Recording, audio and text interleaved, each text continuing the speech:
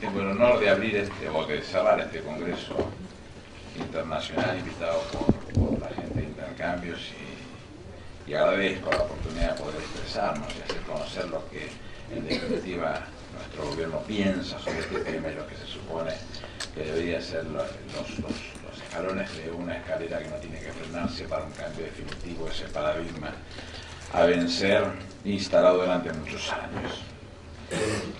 Quisiera aprovechar la oportunidad para introducir un sujeto nuevo en nuestra nueva vieja discusión, las víctimas del tráfico de drogas.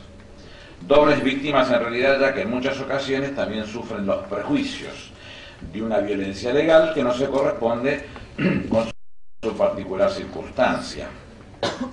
Una investigación llevada a cabo por Intercambio, conjuntamente con la Universidad de Buenos Aires, respecto al impacto de la Ley 23737, la Ley de Drogas, en el sistema de justicia, determinó que en los últimos 20 años el promedio de causas iniciadas por tráfico de estupefacientes es de 1 cada 10 causas abiertas por infracción a la ley, 2 de cada 10 son por tenencia simple y 7 de cada 10 son jóvenes sorprendidos por algún policía en la calle. El 75% de estas causas terminó con un sobreseimiento, el 3,4% se resolvió con probation o tratamientos compulsivos y queda un 30% en trámite. ¿Qué quiero decir con esto?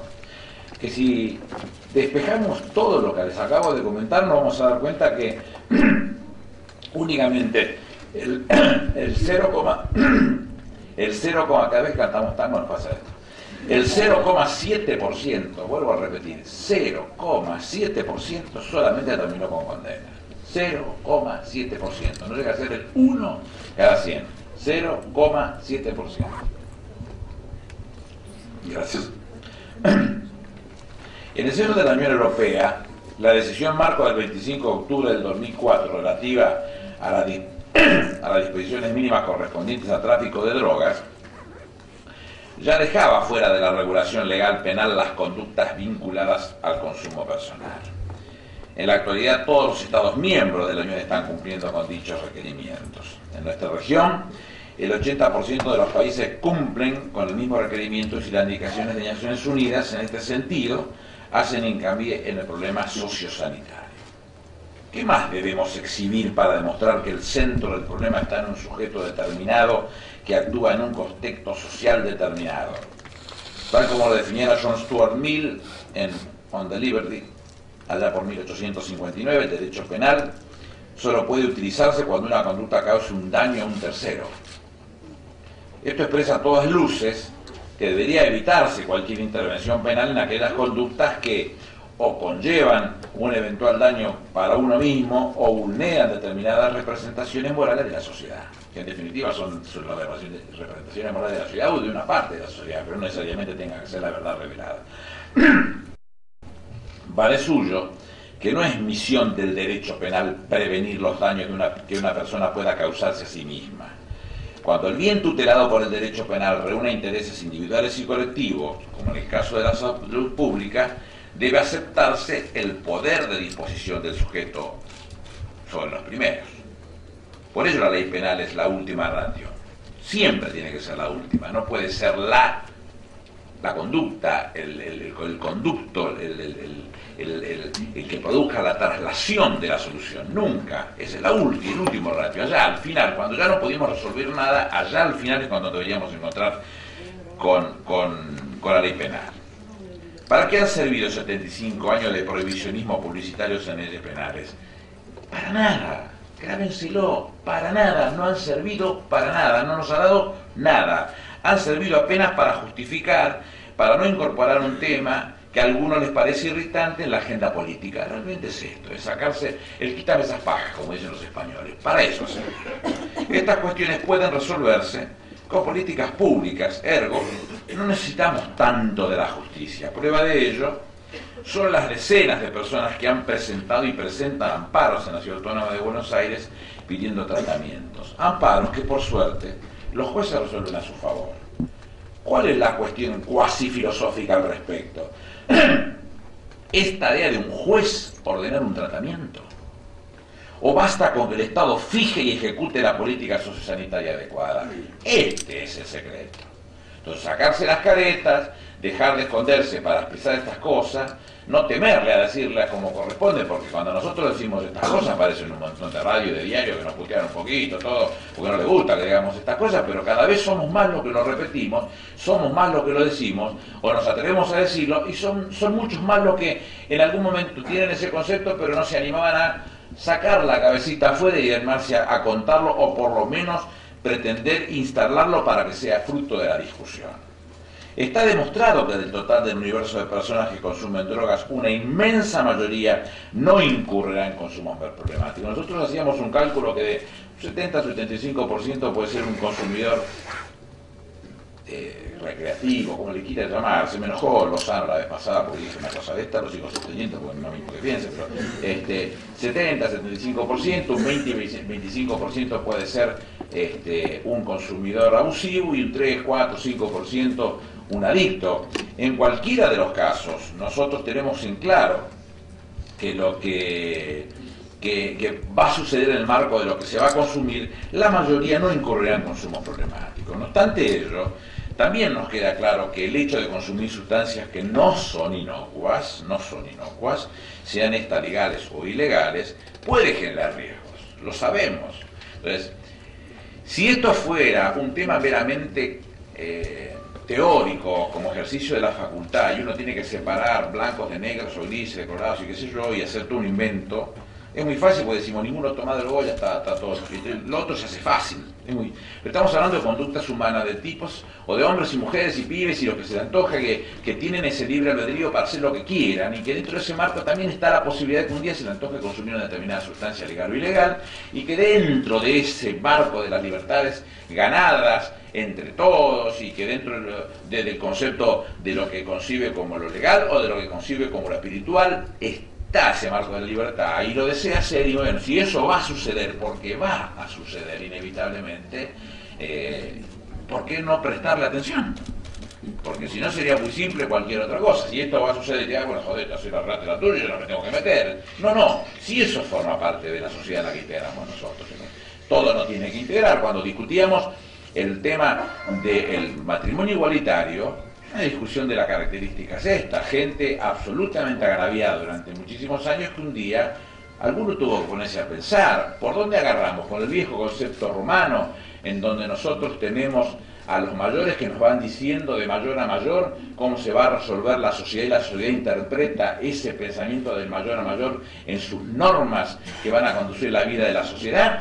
O hablamos como pensaban los griegos un poquito más allá, veían la realidad y sobre la realidad trataban de transformarla. Bueno, pertenecemos a lo otro, y cuando pertenecemos a lo otro, lo romano, mucho más ligado al tema religioso, y quienes tenemos el concepto religioso y no tenemos por qué ofendernos por esa razón, lo podemos decir con a viva voz, porque hay más razones, como más derechos que otros, que a lo mejor son agnósticos o no sienten la religión de la misma manera, pero la realidad tiene que resolverse.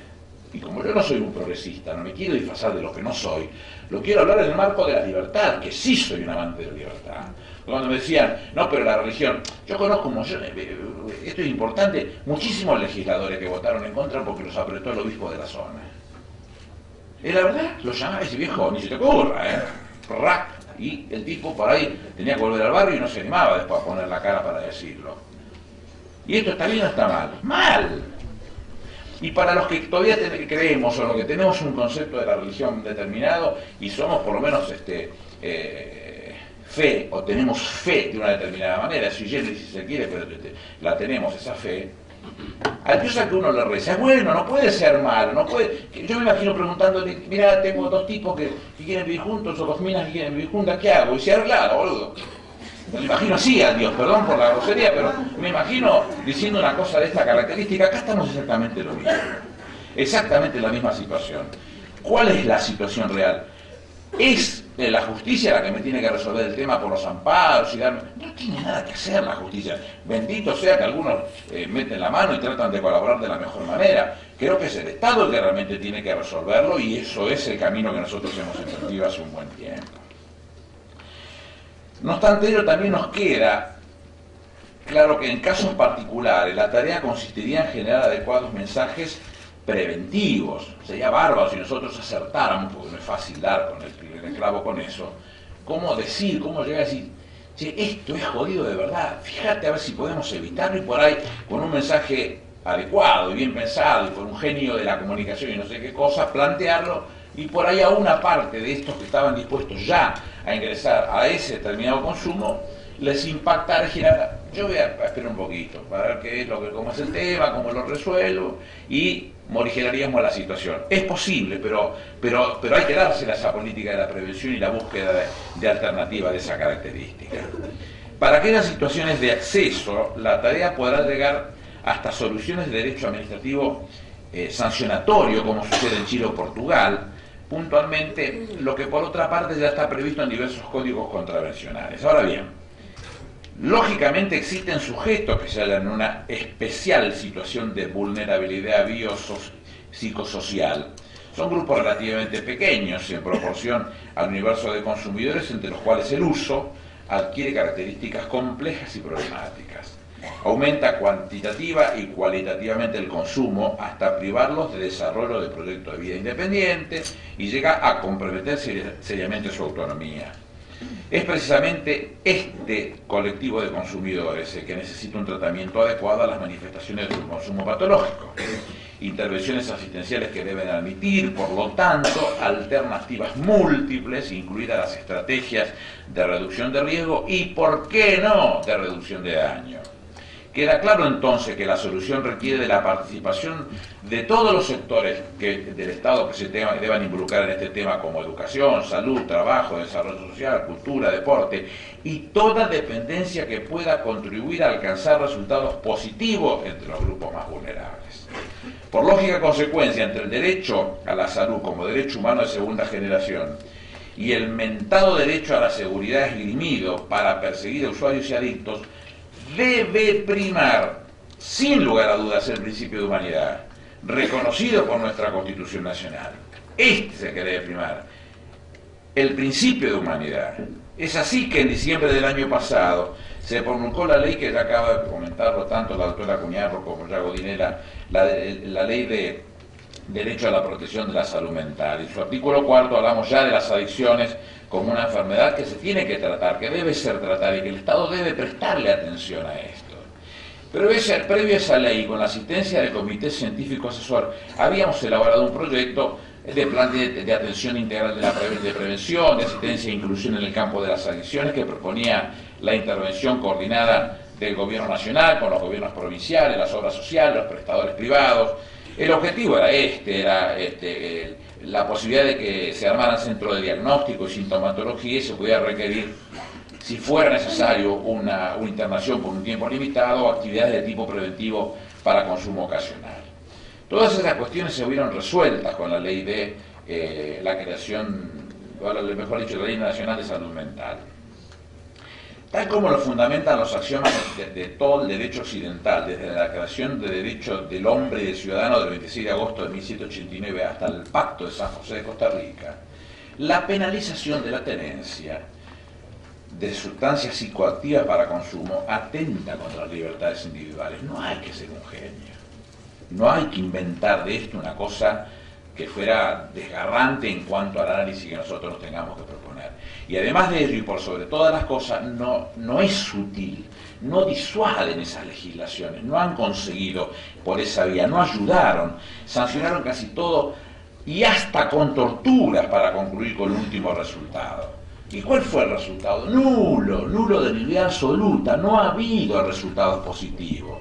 Entonces, es el último año que a lo mejor que estaré como jefe de gabinete acá y yo agradezco esa oportunidad y la oportunidad también de que Graciela nos haya acompañado cuando estuvimos en Viena en el año 2008, en donde dimos una discusión junto con los uruguayos muy importante porque nos miraban mal, pero nosotros plantear esto de los derechos humanos de segunda generación, haríamos una separación muy grande. Vayamos por el cuidado del hombre, de la mujer que está consumiendo, sea consumo social o recreativo, sea consumo abusivo, sea adicto, separémoslo por el lado de la salud y vayamos contra los tipos que nos venden mugres para que consuman nuestros pibes. Son dos cosas muy distintas. Esta es la gran definición que nosotros discutíamos.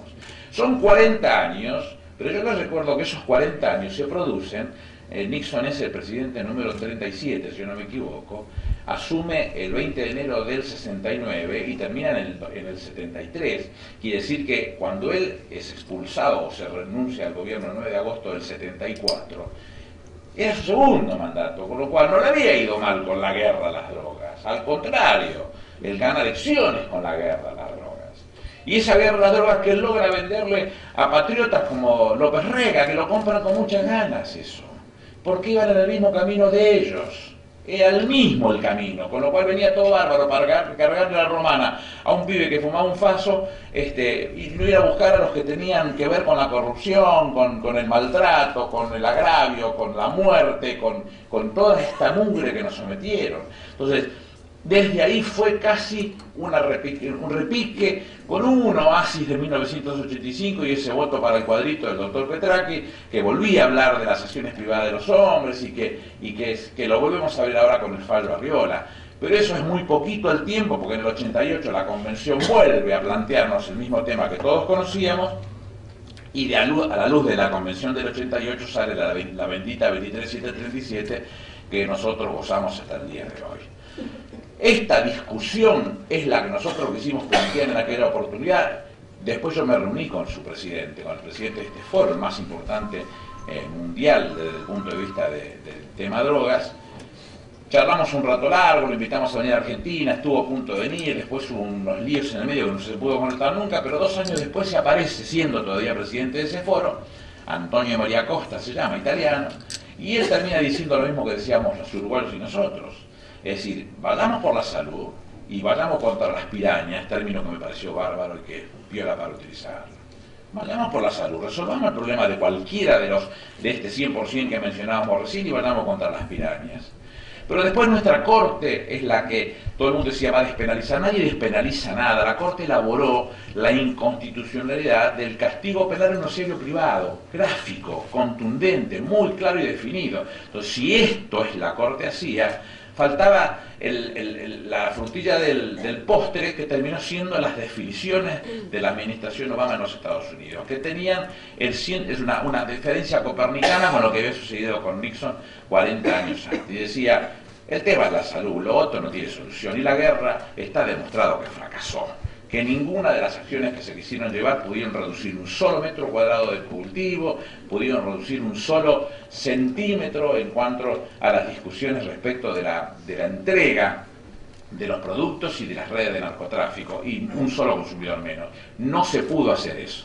Hace poquito, con el tema de Wikileaks y toda esta franela que apareció, uno dio a conocer una conversación oportunamente tenida por mí con el embajador de los Estados Unidos y legisladores americanos, donde yo decía, esto es una guerra que se pierde. Es lo que decía la doctora con las utopías, es una guerra que se pierde. No perdamos 40-0, perdamos 3-0, ganamos mucho si perdemos 3-0 y no 40-0, porque nos habremos ocupado mucho de este tema. Entonces aparecieron los pacatos de siempre de nuestros diarios, que yo no los voy a mencionar, esencialmente las iniciales, que son Clarín y Nación, horrorizados, porque yo me había animado a decir que perdíamos. Reconoce que se pierde. Es decir, miren, la frontera, y menciona con México, porque con Canadá es otra la realidad. Con México de Estados Unidos tiene 3.152 kilómetros. Texas, Nuevo México, Arizona, California. 3.152 kilómetros. La Argentina tiene 5.256 con Chile, 752 con Bolivia, 1.737 con Paraguay, 1.132 con Brasil y 493 con el Uruguay. 9.370 kilómetros, 3 veces.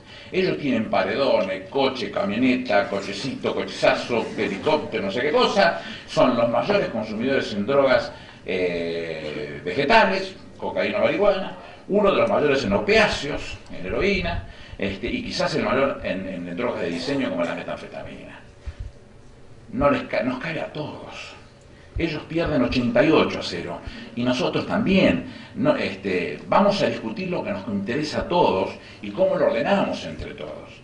A veces esos choques frontales, sin hacerlo inteligentemente y sin ordenarlo en el marco de lo que estamos buscando, producen las muertes que contaba la doctora Cuñado recién, y produce también el desmoronamiento de una realidad que era mucho más fácil atacarla cuando se la conocía de una determinada manera, como pasó en México, y la trastocan, la trastornan, la dan vuelta de otra manera para transformar lo que eran los 8 carteles mexicanos en 7 que terminan trabajando para droga de diseño y colocarla en los Estados Unidos, y uno solo, el de Sinaloa, el del noroeste mexicano, el Chapo Guzmán, que termina trabajando con drogas vegetales.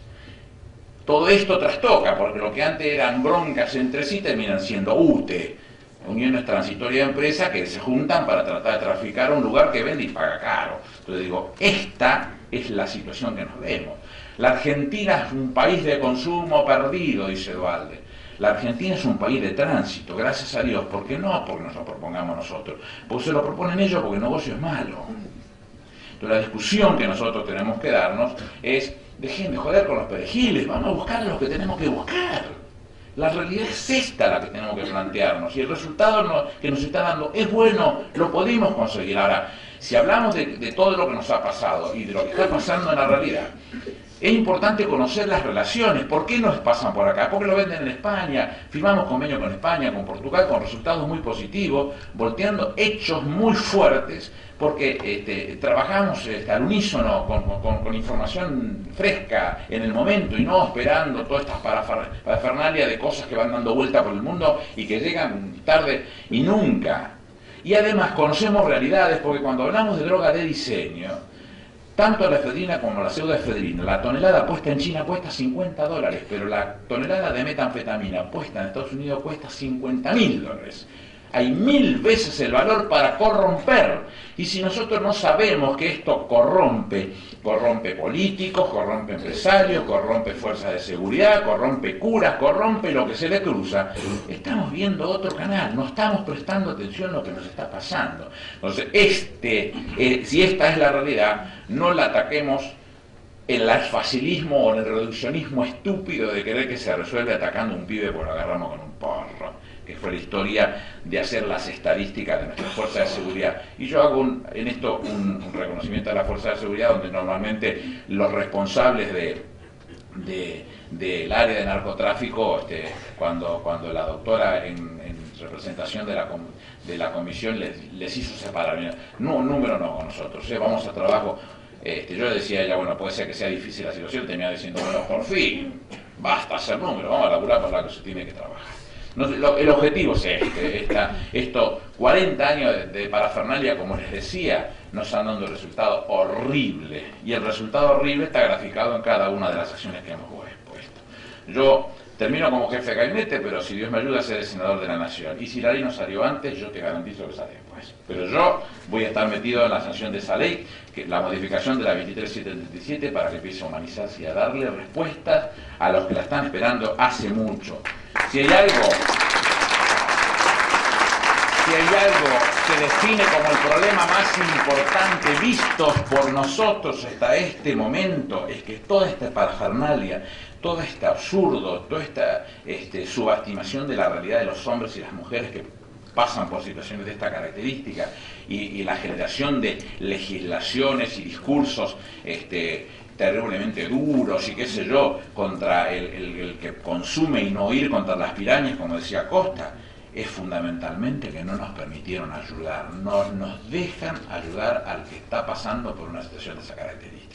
Entonces, lo principal, el hecho más importante que nosotros estamos persiguiendo detrás de la tarea que estamos llevando a la práctica con la comisión, y que pretendo que podamos seguir haciendo cosas para producir estos cambios que nos unen, que son muchos los cambios que hay que seguir haciendo, es que nos deje las manos libres para poder ayudar, que garanticemos que podamos hacer algo para poder ayudar y atacar a las pirañas como corresponde. Si habremos ganado tranco por tranco un campo como que ganamos en este tiempo, donde nos miraban, cuando llegamos de Viena, desde 6 hasta mi casa, que me fui a pegar una ducha, hablé con 40 radios donde me puteaban en 40 idiomas. Hoy ya no están así, estamos en tan solo 3 años. Con lo cual la situación la hemos puesto en un lugar donde por lo menos se la mira con ganas. Y hay gente que ya tenía la decisión tomada en otros momentos y que no tiene ningún inconveniente de mi partido y de otros partidos políticos a trabajar en ese sentido. y nosotros que tenemos que rescatar a otros que ni siquiera tenían una visión de esa característica y logramos que se interesaran y que hoy lo miran al tema con la prudencia, con el conocimiento y con el interés del caso, porque dentro de ese marco estamos todos. Y si estamos todos, es una responsabilidad de todos encontrar una solución que nos pertenezca y que dentro de la solución que pertenezca también haya una importantísima cuota de respeto por los derechos humanos para que cada uno en el marco de sus libertades pueda reservarla como quiera, pero que nosotros también tengamos por lo menos gestos serios y responsables para encontrar soluciones a esa problemática circunstancial, viendo al hombre como un todo y dentro del marco del ámbito en el que se desarrolla y no queriéndolo transformar en guetos o cosas por el estilo que los argentinos no merecemos. Muchísimas gracias.